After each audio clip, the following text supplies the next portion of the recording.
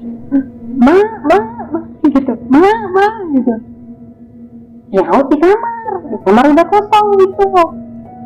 Tapi dia nggak kepikiran kalau ngapain namanya di kamar kosong gitu. Nggak kepikiran kayak gitu dia.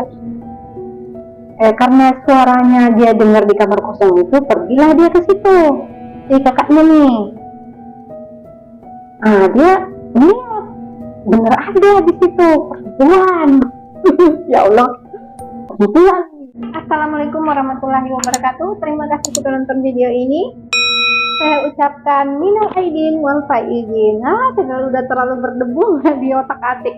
Oke, kali ini ceritanya itu dari teman saya. Nah, jadi teman saya ini bukanlah seseorang yang suka dengan cerita horor seperti saya. Saya kan anaknya suka nonton cerita-cerita horor gitu ya. Jadi teman saya ini adalah seseorang yang suka nonton drakor. Jadi drakoran dia, bukan seperti saya gitu. Tapi tiba-tiba dia cerita horor kepada saya. Nah, saya kaget dong. Kok bisa gitu? Tiba-tiba dia cerita tentang horor ke saya, padahal dia itu orangnya yang sama sekali nggak tertarik dengan hal itu. Jadi ceritanya dia itu tiba-tiba ngelihat di rumahnya dia nih sesuatu yang buat dia tuh kaget. Sebenarnya udah 3 kali dia ngelihat, cuma kali ini tuh benar-benar kaget banget dia ngelihatnya. Apa itu? Itu hanya sekedar siku awalnya, ya kan? Awalnya itu sekedar siku, tapi setelah saya mengulik lagi cerita tentang rumahnya, wah serem rumahnya, yakin. Oke, gimana ceritanya?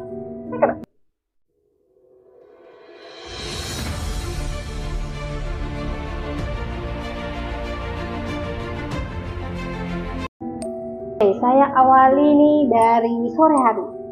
Jadi saya itu shift 2. Jadi shift 2 itu harusnya pulang jam 5 sore. Nah, saya nggak pulang. Saya itu lagi stay di tempat kerja itu sekitar jam habis sholat maghrib, itu duduk di kursi sendiri nunggu si 3 datang. Jadinya saya malas pulang. Lagi duduk di kursi, tiba-tiba si 3 datang, ya kan? Nah, si teman saya ini lagi sibuk-sibuk prepper ngitung duit. Dia lagi ngitung duit, ya kan? Jadi lagi megang handphone, scroll gitu. Terus dia ini tiba-tiba ngajak ngobrol saya. Sebenarnya kita tuh jarang komunikasi ya, jarang banget, karena kita tuh hanya berteman di tempat kerja, namun nggak seangkatan juga, nggak setipe juga. Pokoknya saya kan orangnya introvert ya sebenarnya. Oke, lanjut. Jadi dia tuh tiba-tiba ngomong kayak gini, "Kak, kenapa? Saya pengen cerita gitu." "Cerita apa?" "Minggu lalu." Ya, ini benar-benar serem Kak. Gitu. Ini benar-benar serem. Kenapa? Itu minggu lalu di rumah sore hari itu kan saya dari luar nih ceritanya, dari luar. Terus pada saat memasuk pintu rumah nih, jadi saya jelasin dulu nih Kak, rumahnya saya ini modelnya tuh kayak gimana. Jadi model rumahnya dia ini, pintu depan itu nyambung sama pintu di tengah. Nah, di pintu di tengah itu ada tangga. Di sebelah kirinya itu kamarnya si teman saya ini, sebut aja namanya Nida ya. Si Nida nih. Jadi sebelah kiri ini harusnya, kalau kita ke sebelah kiri harusnya kelihatan orang yang di sebelah kanan kan. Kalau kita lari ke sebelah kiri gitu ke kamarnya si Nida ini, harusnya kalau ada seseorang yang sebelah kanan nih di tangga sembunyi, itu pasti harusnya kelihatan. Nah, jadi dia masuk rumah. Sebelum di dekat pintu itu, baru dimasuk pintu ya kan, dia melihat ada sebuah lagi, ada lengan gitu, tapi setengah doang kayak gini gitu, kayak mau ngagetin orang, cuman lengannya kelihatan gitu. Nah, pada awalnya si Milda ini mikir itu adiknya dia rencananya mau ngagetin balik. Main sih dia anak mau ngagetin gitu sore-sore kayak gini. Nah dia tanpa ini bersuara ngendap-ngendap lah ke kamarnya dia gitu, ke kamarnya dia tujuannya untuk ngagetin si adiknya ini gitu. Ngendap-ngendap, kamarnya kan sebelah kiri ya. Terus dia hampir udah mau sampai di kamarnya, dia nengok lah ke sebelah kanan ini. Sebelah kanan, gak ada orang. Di situ dia sempat nge-freeze. Tadi lihat orang tadi, ini mati mic-nya. Enggak. Itu orang tadi, mana orang? Dia langsung nih dapur. Ini kan arahnya mau ke dapur ya. Naik tangga nih ke dapur. Jadi rumah apa namanya? Rumah dapurnya itu kayu, di rumah depannya itu semen. Memang rata-rata di sini tuh kayak gitu rumahnya. Nah dia nyari ke dapur orang, manggil adiknya, manggil ibunya, manggil bapaknya. Jadi panggil semua lah orang satu rumah tuh. Ternyata di rumah itu sama sekali nggak ada orang. Jadi mereka lagi di luar semua nih sore. Nah dia ketakutan dong keluar, dinyalain semua lampu. Dia ketua ini kan jam 6 sore, dinyalain semua lampu. Dia ketakutan keluar lari. Dia mikir itu siapa tadi gitu kan. Nah jadi sampai situ aja dia ceritain pada saat itu. Terus saya langsung ngotong kan, emang itu baru pertama kali di rumah kamu? Saya langsung ngotongnya langsung ke situ kan. Enggak sih kak, sebenarnya sebenarnya itu kakak saya juga pernah diganggu. Kakak saya lebih serem katanya gitu. Kakak saya lebih serem kak. Itu dia mama saya ini ada kamarnya kan, kamarnya tuh kosong. Kamar maksudnya bekas kamarnya gitu, kamarnya mamanya gitu. Itu di dapur dan sekarang udah kosong gitu. Jadi pindah si mamanya ini kamar baru. Nah pada saat sama nih kejadiannya sore si kakaknya ini manggil. Ini kakaknya yang udah nikah ya, kakaknya tiba-tiba dia datang ke rumah gitu, ke rumahnya teman saya nih. Ceritanya mau nyari mamanya gitu, manggil lah mamanya nih, ma gitu, ma gitu. Nyaut di kamar udah kosong gitu. Tapi dia nggak kepikiran kalau ngapain namanya di kamar kosong, nggak kepikiran kayak gitu dia.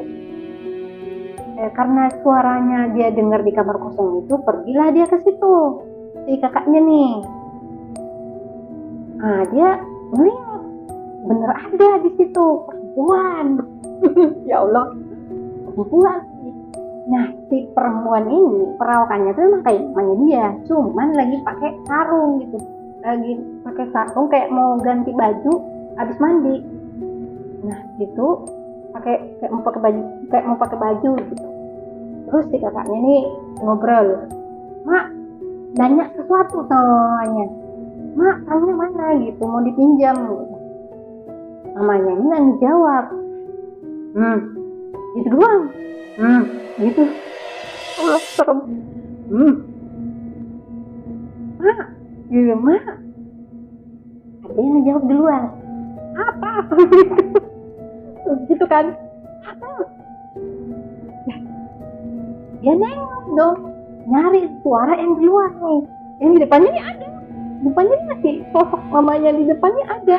Tapi kok yang bersuara lagi yang di luar gitu, apa? Nah keluarlah dia, si kakaknya nih keluar. Mah, gitu. Di dalam siapa mas gitu? Di dalam siapa? Tadi sini, tadi di sini. Ternyata mamanya itu lagi masak. Dia nggak ngeliat, tiba-tiba dia ngeliatnya. Kebetulan nih kamar kan bukan di dekat kondisi di tempat. Memang kamar ini tuh di dapur, tapi nggak ngepas tempat masak gitu, nggak di tempat masaknya. Cuman posisinya itu di dapur, memang di dapur gitu. Makanya dia nggak ngeliat kalau mamanya itu yang sebenarnya itu lagi masak. Disitulah kakaknya bener-bener ketakutan.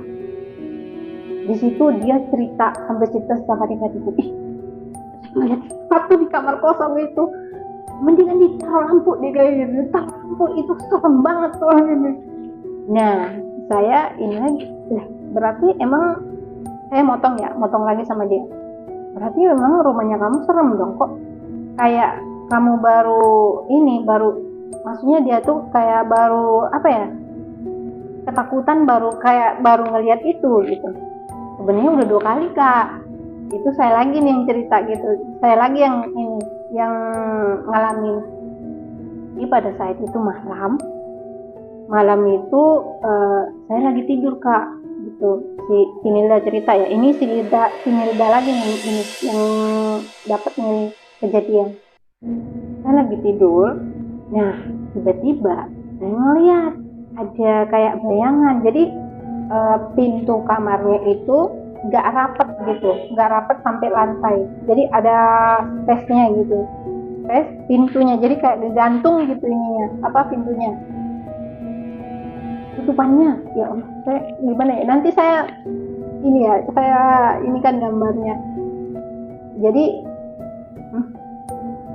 itu bisa ngelihat orang di luar tuh jalan. Nah, tiba-tiba si bayangan ini itu berhenti di depan pas kamarnya dia. Di depan kamarnya itu berhenti. Dia ngeliat terus lagi main handphone. Tiba-tiba dia kayak ngelirik gitu,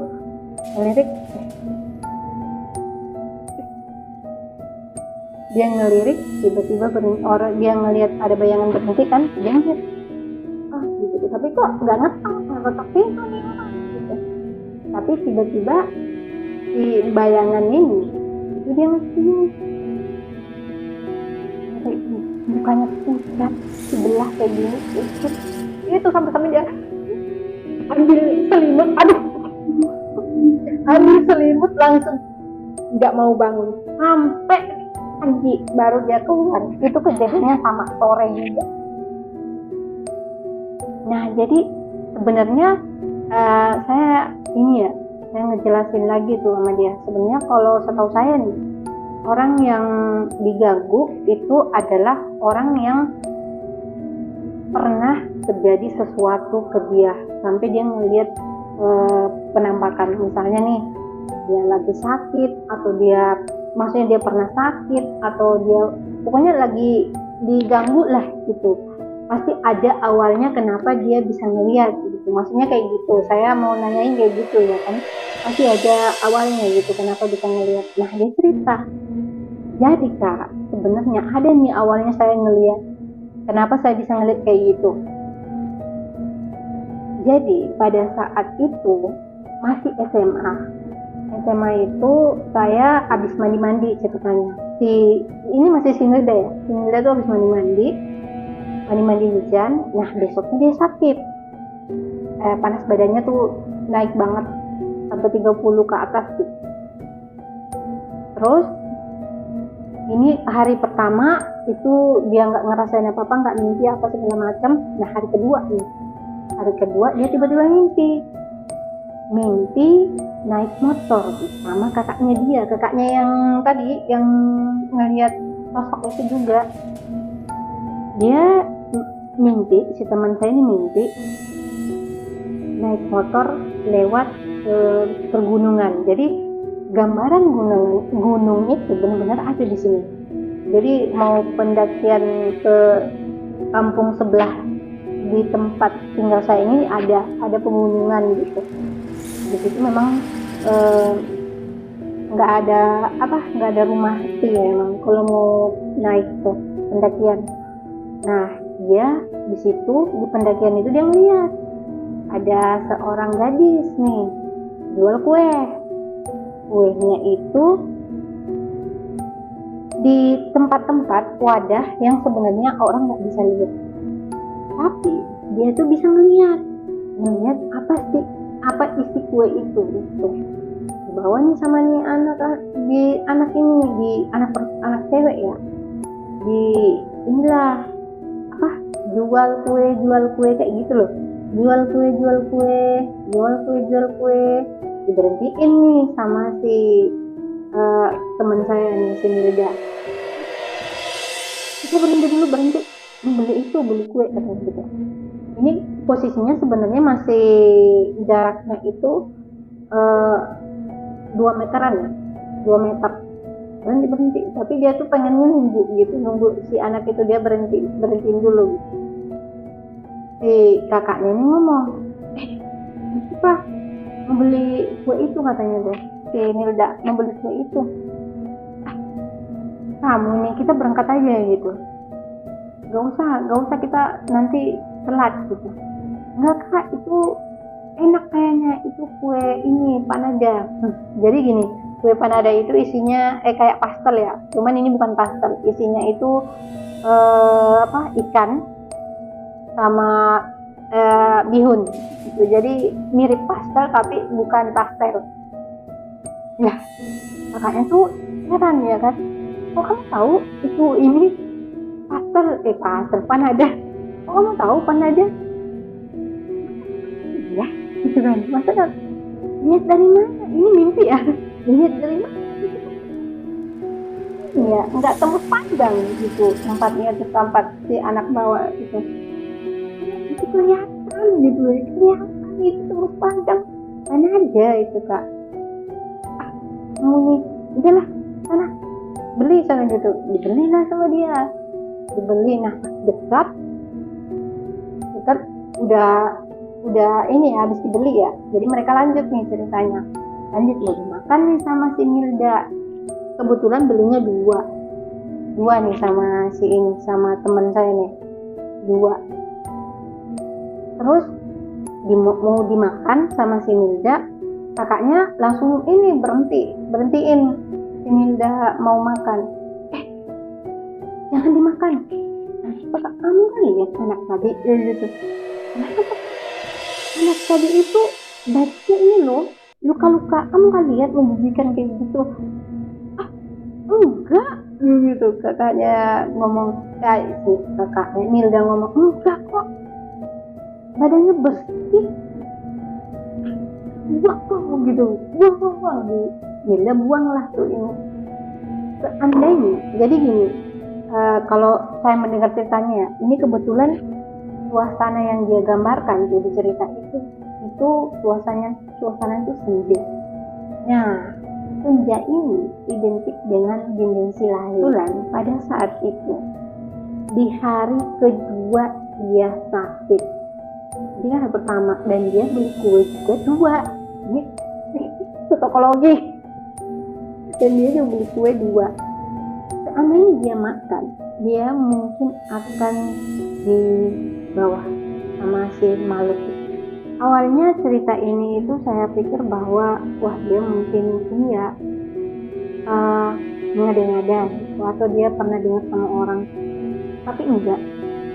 Kenapa saya bilang enggak, dia enggak mengada-ngada? Pertama, dia itu ceritanya ke saya di kala nih, kalau saya cerita dia itu benar-benar excited kali gitu ceritanya, bergebu-gebu, dan dia nggak ada biasanya kalau orang ngarang tuh biasa nggak ada. Kalau dia tuh pokoknya menggebu-gebu guys ceritanya ya. Oke, sekian dulu ceritanya.